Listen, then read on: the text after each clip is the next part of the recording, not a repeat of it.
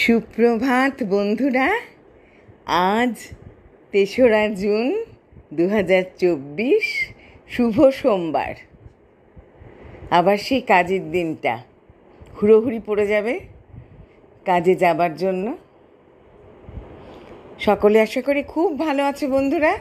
একরাশ ভালোবাসা জানিয়ে প্রভাতী চর্চায় আসব। আজ প্রভাতী চর্চায় শান্তনু বন্দ্যোপাধ্যায়ের একটা পাখি এই কবিতাটি চর্চা করতে এনেছি। শান্তনু বন্দ্যোপাধ্যায় পেশায় চিকিৎসক, নাক কান গলার চিকিৎসায় বিশেষজ্ঞ। দীর্ঘদিন অধ্যাপনা করেছেন পশ্চিমবঙ্গের মেডিকেল কলেজগুলোতে।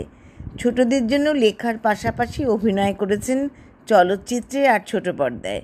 কবিতা ছাড়াও লিখেছেন গল্প, উপন্যাস, ছড়া। ভালোবাসেন বেড়াতে, মানুষের সঙ্গে মিশতে আর গান শুনতে।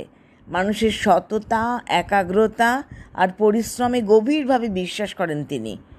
এক ছিটে রোদ্দুর, তোতা কাহিনী তার লেখা উল্লেখযোগ্য বই। তার কবিতায় আসি। একটা পাখি গাছের ডালে বৃষ্টিতে ভিজছিল। একটা মেয়ে ছাতা মাথায় স্কুলে যাচ্ছিল। পাখি বলল, আমায় তুমি ছাতার নিচে নেবে?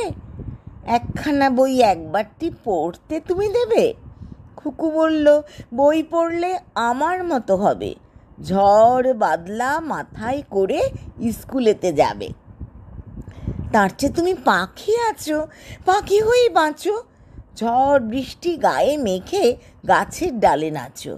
বই পড়লে নাচ ভুলবে, হারিয়ে যাবে সুর, হারিয়ে যাবে রঙিন আকাশ, সফেন সমুদ্র।